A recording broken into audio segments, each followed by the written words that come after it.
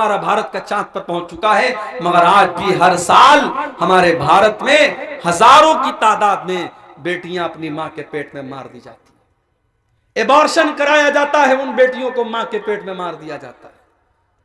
1400 سال پہلے عرب کے اندر ایسے بھی قبیلے تھے، بیٹی پیدا ہوتی تھی اس کو لے جا کر کے زندہ زمین میں گاڑ دیتے تھے، مگر آج کا انسان اتنا بے رحم ہو چکا ہے، اس بیٹی کو پیدا ہونے بھی نہیں دیتا ہے، ماں کے پیٹ میں اس کو ختم کر دیتا ہے۔ اور آپ جا کر کے یوٹیوب پر آپ دیکھیے، جب ایبارشن کیا جاتا ہے تو بڑی بے رحمی سے اس معصوم بچی کو یا بچے کو ماں کے پیٹ میں اس کے ٹکڑے ٹکڑے کیے جاتے ہیں، اس کے بدن کا قیمہ کر دیا جاتا ہے، اور وہ بیچارہ بچہ جو ابھی پروسیس میں تھا، ابھی پیدا ہونے والا تھا، ابھی ماں کے پیٹ میں تھا، اس کو دواؤں کے ذریعے اور آپریشن کے ذریعے ختم کر دیا جاتا ہے۔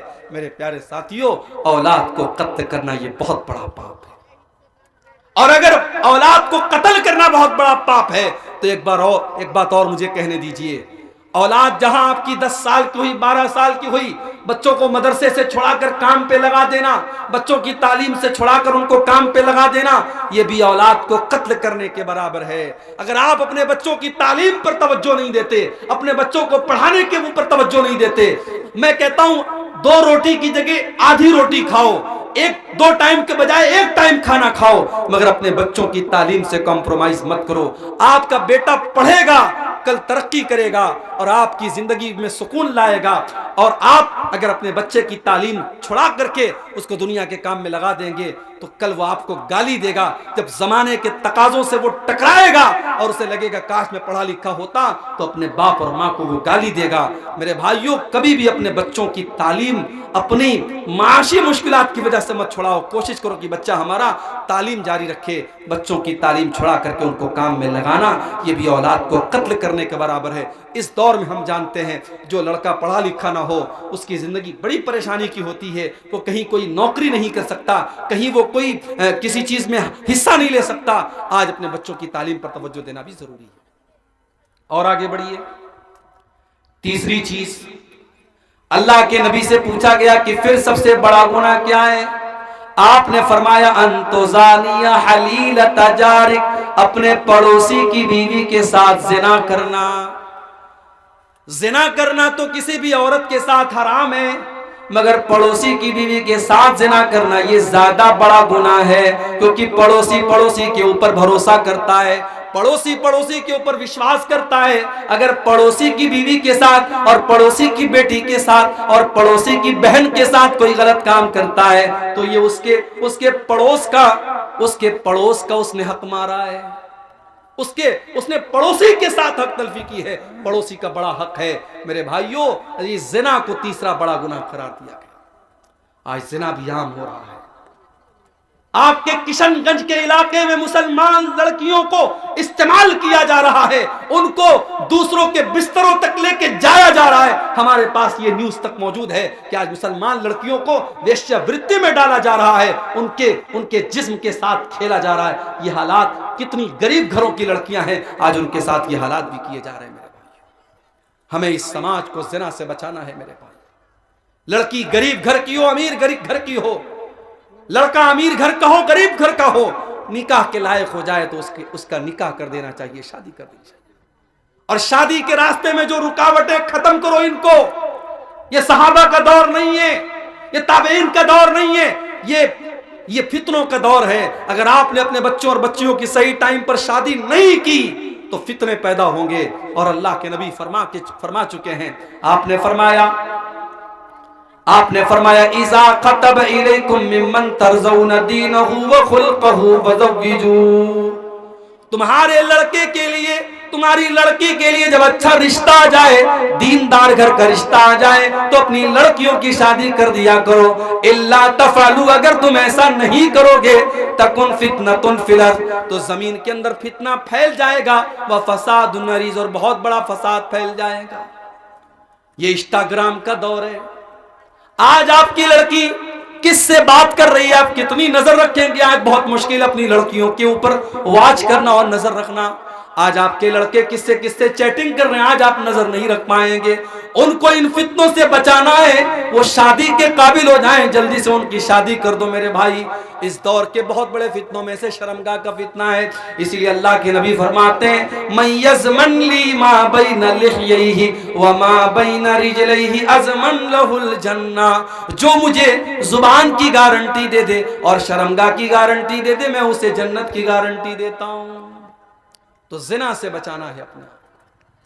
اور عورت کو جو پردے کا حکم دیا گیا اور محرم غیر محرم کا جو فرق بیان کیا گیا اور مرد کو جو حکم دیا گیا وہ اپنی نگاہوں کو نیچی کر کے رکھے، یہ ساری چیزیں اسی لیے ہیں تاکہ سماج سے زناکاری اور بدکاری کو روکا جائے. اور آگے بڑھیے. کبیرہ گناہوں میں سے ایک اور بہت بڑا گناہ، اللہ کے نبی فرماتے ہیں اجتنبوا السبع الموبقات، 7 ہلاک کر دینے والے گناہوں سے بچو. 7 ہلاک کر دینے والے گناہوں سے بچو.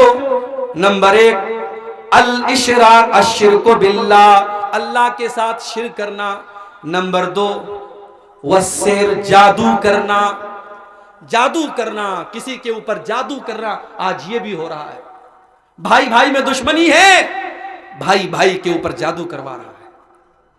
ساس بہو میں جھگڑا ہو گیا، ساس اپنی بہو کے اوپر، اپنے بیٹے کے اوپر جادو کروا رہی ہے کہ تاکہ بہو اور بیٹے میں تعلق خراب ہو جائے.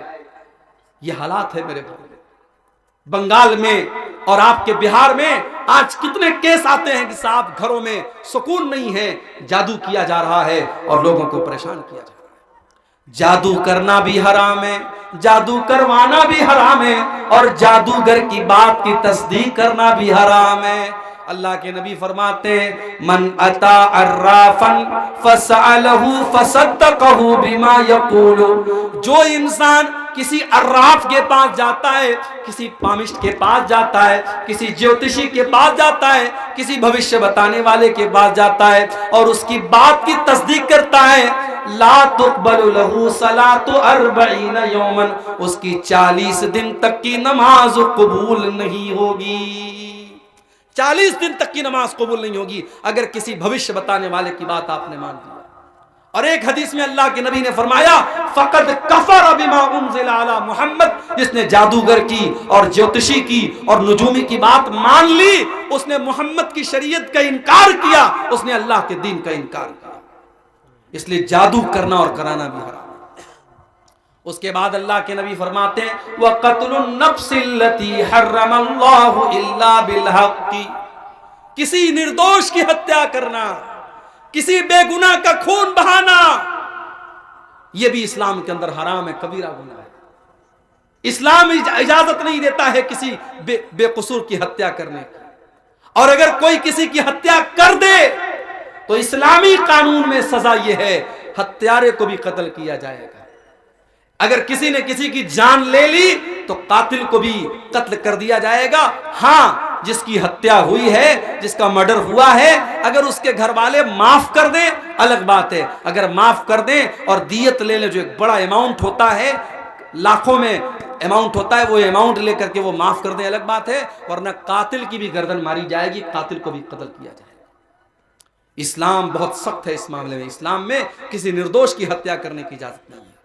من قتل نفسا بغیر نفس او فساد فی الارض فکأنما قتل الناس جميعا، ایک نردوش کی ہتیا کرنے والا اور ایک بے قصور کو مارنے والا پوری مانوتا کا قاتل ہے. 2000 مسلمانوں کا خون بہانے والے آج ملک کے بڑے بڑے عہدوں پر براجمان ہیں. اللہ کی عدالت کا انصاف باقی ہے. ایک انسان کی ہتیا کرنے والا اگر پوری مانوتا کا قاتل ہے تو سوچو میرے بھائیوں، ہزاروں لوگوں کے خون کی ہولی کھیلنے والوں کا انجام کیا ہوگا. ایک فرعون تھا جو بچوں کو مروا دیا کرتا تھا، ایک فرعون تھا جو بچوں کو قتل کروا دیتا تھا. اس وقت فلسطین کے بچوں کو مارنے والا ایک فرعون ہے جو بچوں کو بھی مروا رہا ہے، جو عورتوں کو بھی مروا رہا ہے، جو بڑوں کو بھی مروا رہا ہے، جو ہاسپٹلوں کے اوپر بم برسا رہا ہے، جو قبروں سے نکال کر کے مسلمانوں کی قبروں پر بھی بلڈوزر چلا رہا ہے. اللہ ایسے ظالموں کو ان کے انجام تک پہنچا دے میرے بھائی. اسلام نے نردوش کی ہتیا کرنے کو بہت بڑا پاپ قرار دیا ہے. اور آگے بڑھو. وَأَكْلُ الرِّبَا، اور سود اور بیاج کھانا بھی بہت بڑا گناہ ہے۔ آج مسلمان سود کھا بھی رہا ہے، کھلا بھی رہا ہے۔ آپ کے اسی بہار میں بندھن لون کے نام سے، عورتوں کے نام سے کتنے لوگ لون لے رہے ہیں، 1 لاکھ لون لے کر کے 1,10,000 دے رہے ہیں۔ میرے بھائی، جس طریقے سے سود لینا حرام ہے اسی طریقے سے سود دینا بھی حرام ہے۔ اللہ کے نبی فرماتے ہیں لعن اللہ آکل الربا وموکلہ وکاتبہ وشاہدیہ۔ آپ نے فرمایا کہ سود کھانے والا، سود کھلانے والا، سود کی گواہی دینے والا اور سود لکھنے والا، سب پر اللہ کی لعنت ہو۔ اور آگے آپ نے یہ بھی فرمایا وَهُمْ سَوَاء، یہ سب کے سب برابر ہیں۔ کھانے والا اور کھلانے والا برابر ہے۔ اس لیے میرے بھائی، سود اور بیاج سے اپنے دامن کو بچا کے رکھو۔ جانتے ہو اتنا بڑا گناہ ہے سود اور بیاج کا کھانا کہ اللہ قرآن میں کہتا ہے فَإِن لَمْ تَفْعَلُوا فَأْذَنُوا بِحَرْبٍ مِّنَ اللَّهِ وَرَسُولِهِ۔ اے بیاج کھانے والو، اے بیاج کھورو، اے سود کھورو، اگر تم اپنے بیاج کھانے سے باز نہیں آؤ گے تو اللہ سے جنگ کرنے کے لیے تیار ہو جاؤ، اس کے رسول سے جنگ کرنے کے لیے تیار ہو جاؤ۔ ارے کون ہے جس کے اندر اللہ سے جنگ کرنے کی طاقت ہے؟ کون ہے جس کے اندر اللہ سے لڑائی کرنے کی طاقت ہے؟ تو سود کھانا بھی بہت بڑا گناہ ہے۔ اور جب سود کی بات آئی ہے تو ایک بات اور بتاتا ہوں، سٹا اور جوا کھیلنا بھی حرام ہے۔ انما الخمر والمیسر والانصاب والازلام رجس من عمل الشیطان۔ شراب پینا اور جوا کھیلنا اور غیر اللہ کے آستانے پر جا کر کے وہاں سر جھکانا اور پانسے کے تیر نکالنا قسمت کا حال معلوم کرنے کے لیے، یہ سب گندے کام ہیں، یہ سب شیطان کے کام ہیں۔ ان سے بچو تبھی تم کامیاب ہو سکتے۔ پتہ یہ چلا کہ جوا کھیلنا بھی شیطان کا کام ہے۔ کسی زمانے میں تاش کے پتوں سے جوا کھیلا جاتا تھا، اب موبائل کا دور آ گیا، اب ٹیکنالوجی کا دور آ گیا، اب انٹرنیٹ کے اوپر بہت سارے ایپ آ گئے۔ ابھی کرکٹ کا ورلڈ کپ چل رہا تھا، ایک بال کے اوپر سٹا کھیلا جا رہا تھا۔ آج کتنے سارے ایپ ہیں جس کے اندر جوا کھیلنے کی اور سٹا کی الگ الگ شکلیں آ رہی ہیں۔ یاد رکھو میرے بھائی، میرے نوجوان ساتھیوں، پیسہ کمانا ہے تو بزنس کرو، پیسہ کمانا ہے تو حلال